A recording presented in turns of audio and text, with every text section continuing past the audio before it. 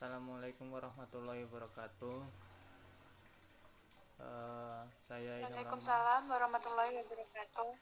Saya Ilham Rahmatullah beserta teman-teman saya dan Novia dan Widya mau mempresentasikan hasil UAS eh, eh, mempresentasikan tugas teknologi untuk UAS. Presentasi yang pertama akan dibacakan oleh Mbak Novia, yang kedua oleh saya, dan yang ketiga oleh Mbak Widya. Kepada Mbak Novia saya persilahkan.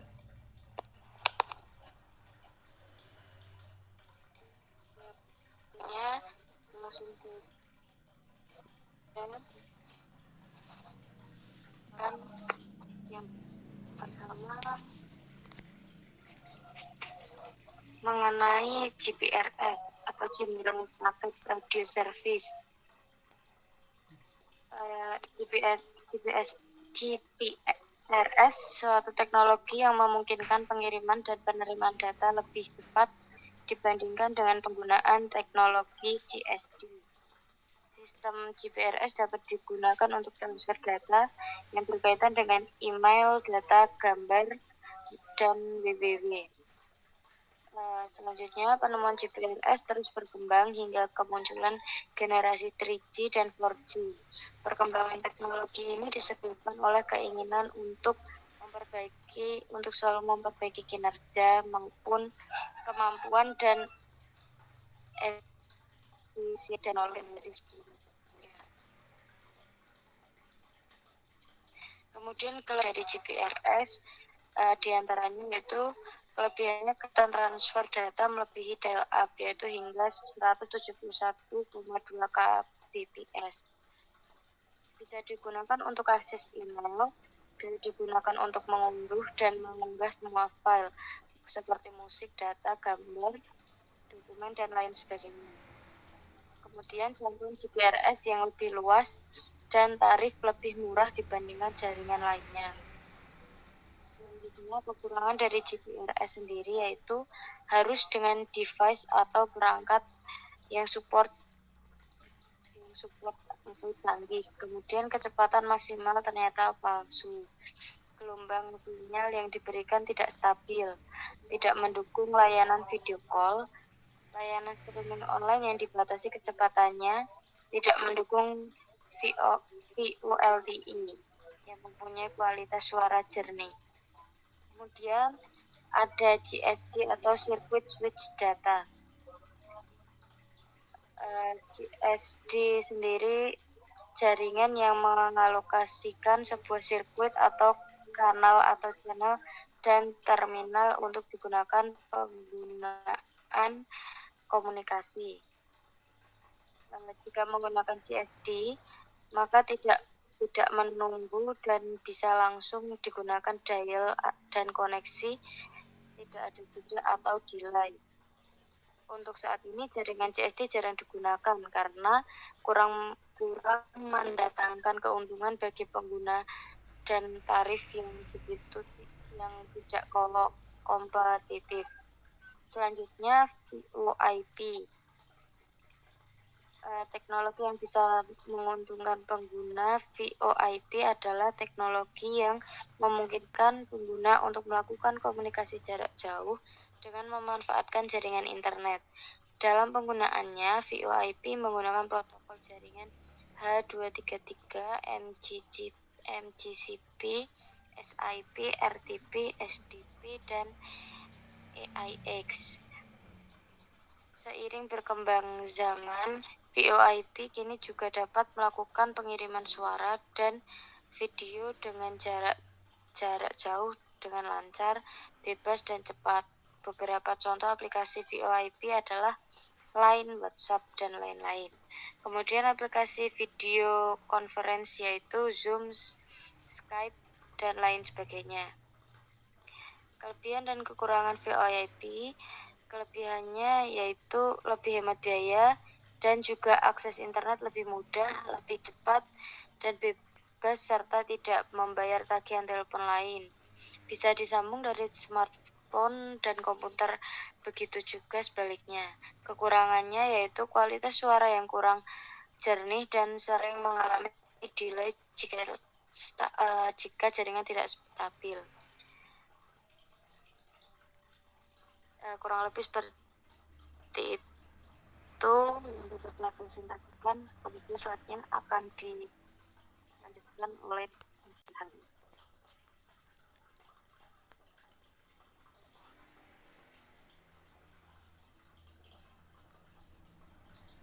Oke, selanjutnya akan dilanjutkan oleh saya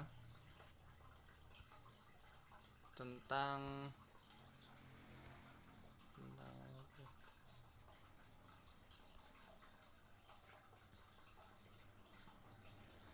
perkembangan teknologi.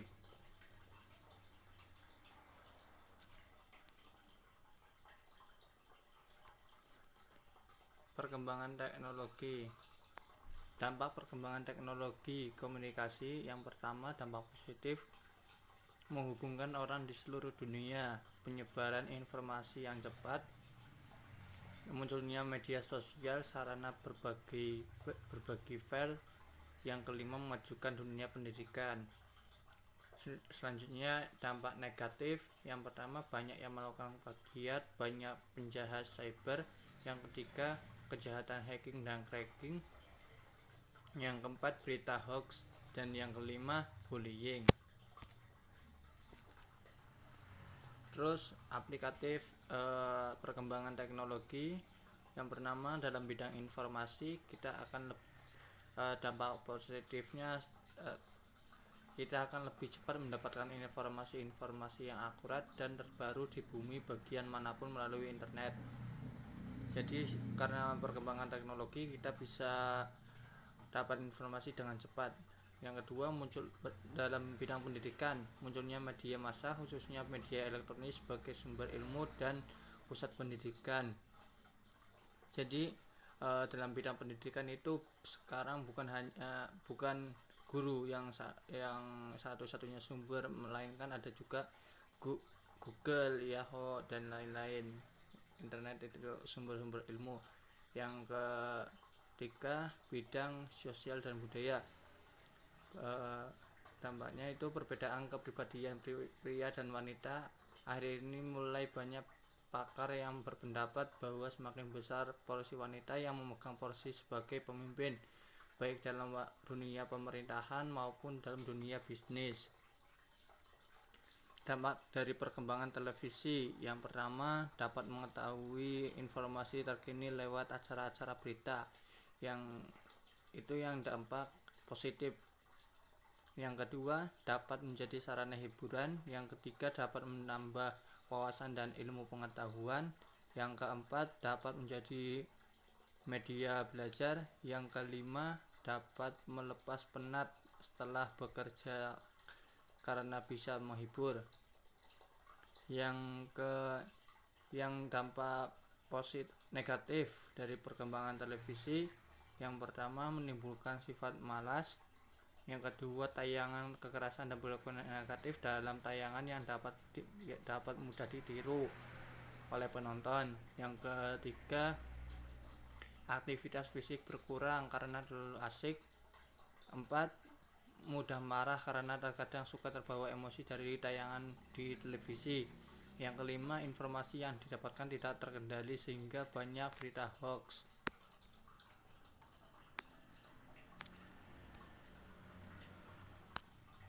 Ya, selanjutnya dilanjutkan oleh Mbak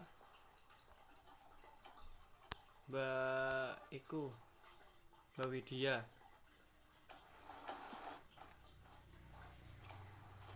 Oke, di sini saya akan mempresentasikan konsekuensi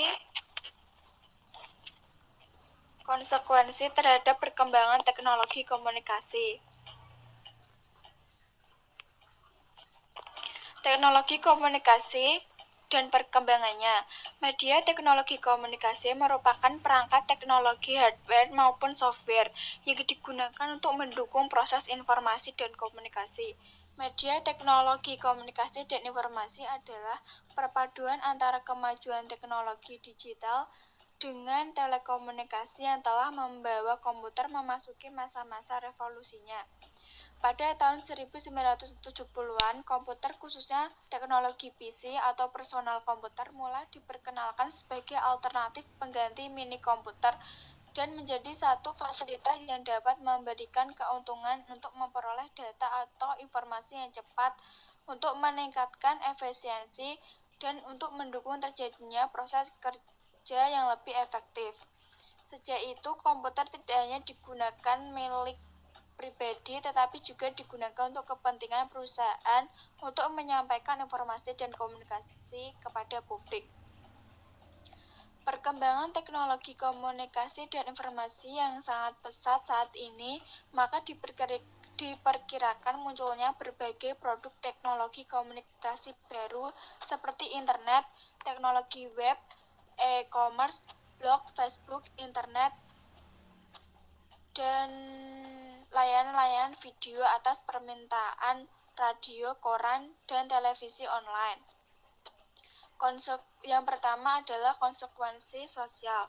Penggunaan media teknologi komunikasi oleh masyarakat sekarang ini bisa berdampak positif maupun negatif. Dampak positif yang dirasakan oleh masyarakat sebagai berikut. Yang pertama, dapat menciptakan pengalaman belajar yang bermakna. Yang kedua, memfasilitasi interaksi antar individu. Yang ketiga, memperkaya pengalaman belajar nilai-nilai sosial budaya. Yang keempat, mampu mengubah suasana belajar nilai-nilai sosial budaya menjadi aktif. Yang kelima, meningkatkan efisiensi dan produktivitas. Yang keenam, mempermudah pengiriman dan penerimaan informasi.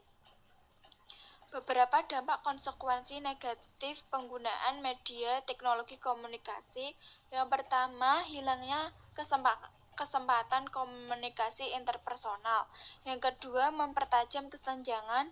Yang ketiga, penggunaan media komunikasi dapat mengancam privasi. Yang keempat, seringkali terjadi pemborosan. Yang kelima, ketergantungan terhadap sistem dan kerentanan sistem. Dan yang keenam, kejahatan dan penyalahgunaan komputer. Melalui media teknologi komunikasi, orang dapat mengakses data, termasuk di dalamnya data-data yang sifatnya pribadi. Dokumen rahasia yang dulu disimpan dokumen file di lemari, sekarang sudah disimpan dalam memori komputer. Lebih praktis dan ekonomis. Kemajuan media teknologi komunikasi sudah tentu akan mengakibatkan suatu dampak tertentu ketika teknologi itu digunakan. Dampak media teknologi komunikasi dapat dibedakan menjadi dua tahapan. Yang pertama berupa dampak hasil teknis, artinya bahwa dengan digunakan media teknologi komunikasi akan diperoleh keuntungan-keuntungan teknis yang direncanakan berupa peningkatan produktivitas dan efisiensi. Dampak yang kedua adalah konsekuensi sosial yang tidak diduga. Dengan digunakan media teknologi komunikasi menyebabkan kadar hubungan antar manusia di dalam masyarakat menjadi berkurang sehingga kemungkinan akan mengakibatkan terbentuknya sikap ketergantungan terhadap media teknologi komunikasi. Yang kedua, konsekuensi kultural. Konsekuensi kultural pemakaian teknologi komunikasi dilihat pada karakter yang dimiliki lembaga sosial, sistem pengetahuan, perilaku keseharian individu dan komunitas, sistem nilai dan norma dalam masyarakat berubah sebagai kelanjutan logis pemakaian teknologi komunikasi. Maka sudah terjadi konsekuensi kultural. Sebaiknya, bila karakter lembaga sosial, sistem pengetahuan, perilaku keseharian individu dan komunitas, sistem nilai dan norma dalam masyarakat berubah sebagai kelanjutan logis pemakaian teknologi komunikasi tidak berubah, maka tidak ada konsekuensi kultural pemakaian teknologi komunikasi. Ada dua konsekuensi kultural yang menonjol. Yang pertama, perubahan sistem nilai dan norma. Jika diibaratkan sebagai pengembara, maka orang-orang yang mengakses internet akan banyak melakukan perjalanan, banyak melihat dan tentu saja banyak memperoleh informasi. Artinya, nilai-nilai yang diadopsi adalah nilai yang bermanfaat untuk membangun kebudayaan industrial. Bila melihat kenyataan di negara-negara maju, kita tentu mengerti bahwa perubahan yang terjadi pada orang-orang yang mengakses internet adalah perubahan moral dan kemanusiaan. Yang kedua, penyerahan sebagian otoritas diri pada teknologi komunikasi.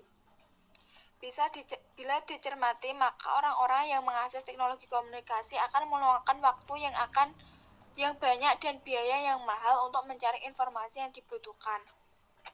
Meski telah terpuaskan oleh informasi yang dapat, kecenderungannya orang-orang tersebut akan terus mencari informasi melalui internet. Disinilah kondisi penyerahan diri pada teknologi terjadi, akibatnya keasikan dalam menggunakan internet menjadi